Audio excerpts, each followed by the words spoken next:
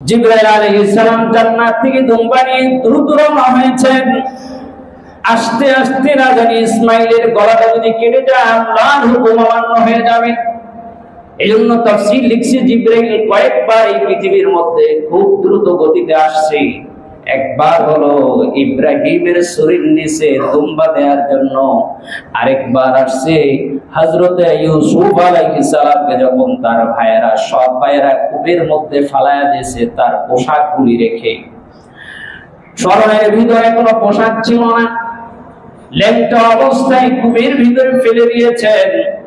নবীদের উলঙ্গ অবস্থা আল্লাহ তাআলা সহ্য করতে পারেন না, এই জন্য জিবরাইলকে বলছে খুব দ্রুত জান্নাত থেকে একটা পোশাক নিয়ে ইউসুফের পরনে গায়ের মধ্যে পরায়া দাও।